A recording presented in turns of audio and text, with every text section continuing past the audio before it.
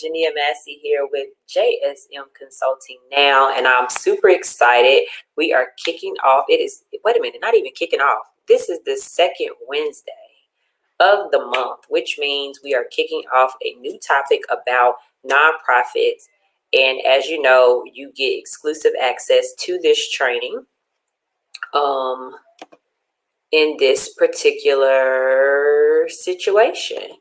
So let me do one thing that I forgot to do. 1 second. So yes, sorry, I forgot to actually go live into the Facebook private group, but I'm Jania Massey here with JSM Consulting. I'm super excited to be here with you guys today. It is the second Wednesday of the month, which means I am coming to you with a nonprofit topic of the month. And today's topic is all about fiscal agents. So I want to jump into the training today and so we can get started. All right. All right. So today's topic is fiscal agent. So we want to know, of course, I'm your facilitator, Jania Massey. We'll talk all about fiscal agents, why it's important and why you should consider going this route before filing for your 501c3. So we're going to talk about what a fiscal agent is. We're going to understand the role and why you may want to consider establishing a fiscal agent relationship. We're going to talk about legal contracts, and we're going to also talk about best practices. So what is a fiscal agent? So a fiscal agent is an established 501c3 tax-exempt organization that agrees to accept donations on behalf of a group that does not have its own IRS tax exemption. So I often tell my clients when we are talking, I'm like, okay, you want to start a nonprofit, but why? And I say that not to discourage anyone, but simply because being in this industry, you literally give your whole self. It is something that you can do. And I encourage people to do it because I am a living testament that you can start and maintain and have a nonprofit. But if you really want to raise a certain amount of money, you really want to be in the dirt with this, like you really do have to invest time, talent, treasure, resources, social capital, all of that stuff. So before you put your, you know how you put your big toe in to the tub when you're about to have a bath to make sure the water not too hot, before you put your big toe into that tub, I would like you to consider thinking about a fiscal agent. So a fiscal agent, they're already operating as a 501c3. Fiscal agent could have been operating as a 501c3 organization for a while now. They could be 5 years old, 10 years old, 3 years old, but they already have everything established within the IRS. And you get a lot of benefits when you partner with the fiscal agent, which I'll hop into. But that is exactly what a fiscal agent is. It's someone that already has a 501c3. You don't have yours, so you can get donations underneath theirs in layman's terms. All right, so why should you consider? There are a number of reasons why you should consider having a fiscal agent. One being that nonprofits choose it because they may be uncertain if their idea is a good idea. Sometimes so their organization can find long-term success. Sometimes it's a lack of administrative needs. So especially if you're a nonprofit that's starting, you may not have all the bookkeeping. You may not have all the administrative, all the accounting needs. You may not even really have a staff. You may just have a dope program that you want to implement in a community or in partnership with someone, and you may not want to take on all the other responsibilities of being a nonprofit. A fiscal agent is the route to go for that. So what are some pros and cons? So some pros are if you choose a fiscal agent, and I'm also going to give a personal story. Some pros to choosing a fiscal agent is that 9 times out of 10, you're choosing someone that has a similar mission as yours. They have their own sufficient resources and staff. They have a history of support from funders, which is very, very important, which also means they have good social capital, and they may have stronger policies and procedures in place. And being underneath a fiscal agent, you will get access to that as well, depending on what y'all agreement is. So I will give you a great example. Stiletto Boss University, which is the nonprofit that I run, is when we had a pilot program in 2015, and then after 2015 I had an opportunity to do a fellowship with a nonprofit organization here in Charlotte, and that fellowship allowed me to bring the program of Stiletto Boss University of teaching entrepreneurship to young girls to that community. And I did not have my 501c3 at the time. I was still going back and forth if I wanted to even apply for that. So what I did was, there was an agreement, and I can talk more in detail about that they would be my fiscal agent. So the money that I raised for Stiletto Boss University, it would technically be donated to that organization.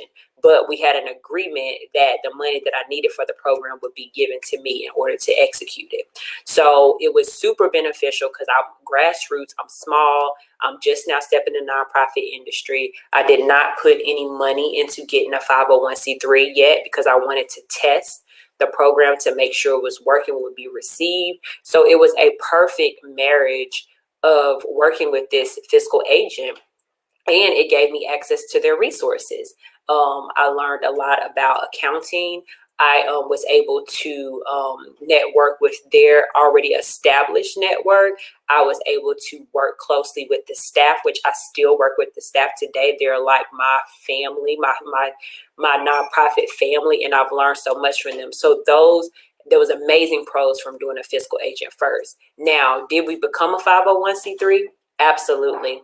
And that was in 2017. So we started as a pilot 2015, had a fiscal agent from 2016, and then officially applied in 2017 for our 501c3. Now, some cons about having a fiscal agent.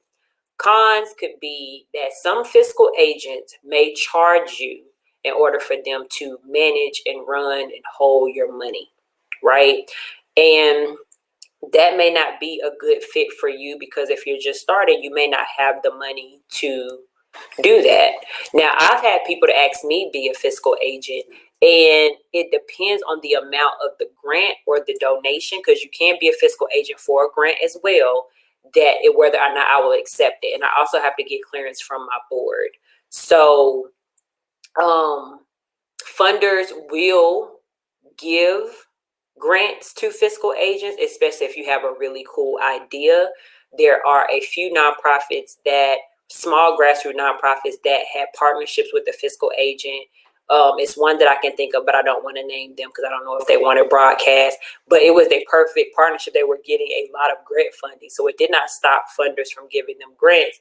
But you do have to think about, if I were to get this $50,000 grant, or if I were to get a $20,000 donation or raise $20,000, the fiscal agent may be like, well, hey, since we're managing all of your stuff under our resources, we may want to take $3,000 out of that 10 that you raise. So do you want to do that? So that is one of the cons for that.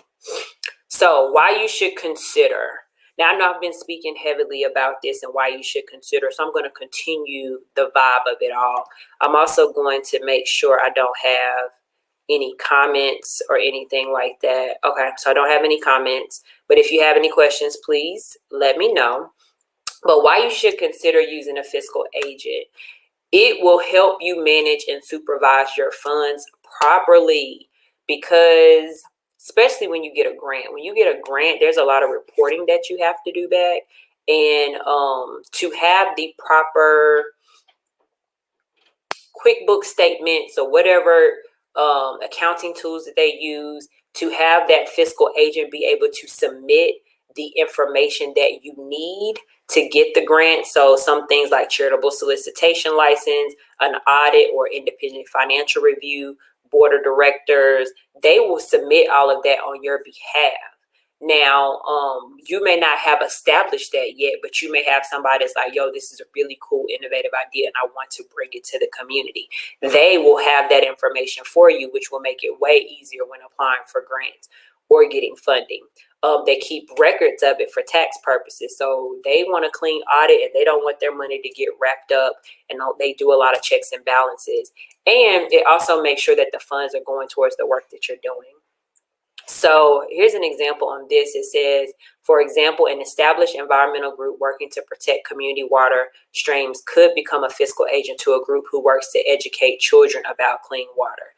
You see that as a perfect partnership. So one group is already established and they do protecting community water, but they're being a fiscal agent for a group that's teaching kids about clean water. So that marries and aligns perfectly. And that could be a program that they could just have underneath or house underneath the established environmental organization to continue to teach those to the kids. So that's why you should consider it at some point. So one thing you need to focus on, okay, and hear me well. When you have a fiscal agent, please make sure you have some form of a contract in place. I suggest an MOU, which means Memorandum of Understanding, and it will tailor to the needs and requirements of both parties. There means there is no confusion. That means that, hey, the agreement is I am going to come and do this program in your community, and I'm using my situation as an example. This is what I'm going to do. This is what I need from you guys. This is how the payout structure. It's like a prenup, and I don't know how many people out there have prenups. I don't have one because I'm not married, but I know a lot of people say it's like, negotiating divorce before it's over. It's no different than partnership. It's no different than a partnership agreement. This memorandum of understanding allows you to have the conversation, to really dive deep, ask all the questions, get everything answered, have your process flow streamlined, and you get to do all the things and make sure everything is protected and covered. Okay, so I suggest an MOU, not just for this, but for a lot of things. Like if you're doing any type of partnership with somebody in the nonprofit space, make sure it's something in writing so it's clear on who's doing what, when, and how. And you can get this drafted up by a lawyer. I know some people may go to like Legal Shield or some type of pro bono or legal aid type of thing. I personally have a lawyer. Actually, she is going to be on the next call next month. She's going to talk about all things legal. So I hope you guys join me and have your legal questions there, because we're going to have a girl chat about that. But definitely think about making sure you have an MOU in place. And if you have any questions, please put them in the chat. All right. So 4 things I want you to take away from this conversation about having a fiscal agent. Fiscal agents are a great way to build partnerships. So before jumping into the nonprofit space, you get an opportunity to practice and test your organization out in the community. I always tell my clients, before you even consider filing that paperwork, if you would go out in the community and do that program without even getting tax exempt, then that is the perfect way to survey, to serve, and to give. You will now get real valuable insight and data from the community and your programming, if it's going to work, before you do the investment of paying for getting your tax exempt status, paying for your logo, your website, and all these other things. Like, really test the audience. And if you have something that people are willing to give money, consider getting a fiscal agent so they can still get it to be tax deductible. Okay. 2, fiscal agents has its pros and cons. We talked about the pros and we talked about the cons. Take a moment to consider them before filing for your 501c3 status. I am really huge and big component of writing things down, putting things together, like just make it make sense. You know what I'm saying? So really, really think about that. Think about the importance of why you should have a fiscal agent. Think about how much it's going to take, your money, all that stuff. I know I have this conversation, like I said, with my clients all the time before you really start to invest into having a fiscal agent. The next takeaway, put an MOU in place. I am very big on making sure that you have your contracts in place. And it is a reason for that. I have had many different situations. I am very big on email trains, and just making sure everything is clear. I over communicate. People probably like, Jania, you already told me that, but I over communicate. I want you to know. I don't just say it in writing. I say it verbally. I will say it to your face. I will say it virtually, since we're in this space right now. But always have an MOU in place, because it eliminates a lot of issues, unclarity, and all of that stuff. And last, communication is key. I know I've been saying it over and over again, but communication is important in any business partnership or relationship. You have to be intentional about setting meetings with your fiscal agent to make sure you are properly tracking the funds and submitting reports. I know when I had a fiscal agent for that year, we had a reimbursement policy. So whenever I spent money for SBU, I had to fill out a form, and then they would reimburse me in the form of a check. So it was me fill out the reimbursement form for what I purchased. They would reimburse me with the check. Anytime people would donate to SBU, they would donate directly to that organization, and they would put in the subject line who they were donating to. I also received grants on behalf of this program, and they acted as my fiscal agent. So the grant was awarded to me, but the money was deposited with that fiscal agent. So yes, it does take a lot of trust. But again, if you have the MOU in place, you openly communicate, you realize that you are testing and growing with the community, it will make a huge difference, okay? So, action items, which is uber important, okay? First thing I want you to do is determine if you should start with a fiscal agent first. Determine that. I know a lot of you that are watching, whether you're on YouTube or Facebook, you are here because you may have a nonprofit, want to start a nonprofit, or whatever the thing may be. But if you have not filed that paperwork yet, really consider, should I get a fiscal agent first to just test what I'm doing, to just raise money and use their resources and their technology and stuff to get my feet wet before I give this money over to the IRS to become tax exempt.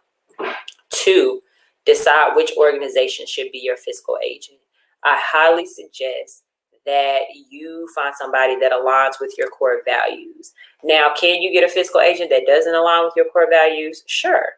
You know what I'm saying? But it just makes a better marriage. It makes a better partnership when you do find someone that aligns with what you're doing and where you're going. And 3, schedule a meeting with the potential fiscal agent or sponsor. Have the conversation. Talk it out. Let them know what you're doing. They can give you some insight on what will work and what won't work, why they want you here, how they can help, all of that stuff. I would like to add one caveat. When it comes to fiscal agents, how can I put this? Like, I'm considered a grassroots organization, which means I'm small. And I have a certain amount of money in the bank. So you're welcome, whoever said this is good information. I can't see your name, but like if let's say my nonprofit organization annual budget, let's say it's $250,000, so $250K, right? So if it's $250K and someone applies for a grant, or maybe it's a corporate sponsorship, and they receive, let's say, $75,000, I would have to heavily consider if I want to be their fiscal agent, because if my annual budget is $250K and they're bringing in $75,000, that is going to look like a huge chunk of money coming in, and that's going directly out. So it could kind of mess up my books when it comes to profit and loss, balance sheet, cash flow, and things of that nature. So from someone that could potentially be your fiscal agent, it has to make sense. It has to flow. So typically, if you're going to ask for a fiscal agent, try to ask for a fiscal agent who has a larger annual budget to where the amount that you have coming in will not mess it up or offset anything. That makes sense. Okay. So, I always love to end with a good quote. So the quote of the day is, "We will do everything we can to help you do your best work." And that is our quote from JSM. We really are intentional about teaching the next grassroots leader, teaching the next servant leader, making sure that you build community. You start with a strong foundation. So we will give you all the resources, all the contacts, and from real life experience from our staff, from marketing, from event planning, and all of that stuff. So this concludes my conversation about why you should get a fiscal agent, what it is, the pros, the cons, and all the legal things that you should have in place. So let's make this our best quarter yet, because we are in quarter 2. And if you have any questions, please make sure, did you see me jump? Please make sure that you follow us at JSM Consulting, and make sure that you reach out to us. We have membership programs. We will be launching an accelerator. I will be announcing that. So where we will be deep diving and going into a whole bunch of nonprofit topics. And it's just so much that's coming up in store.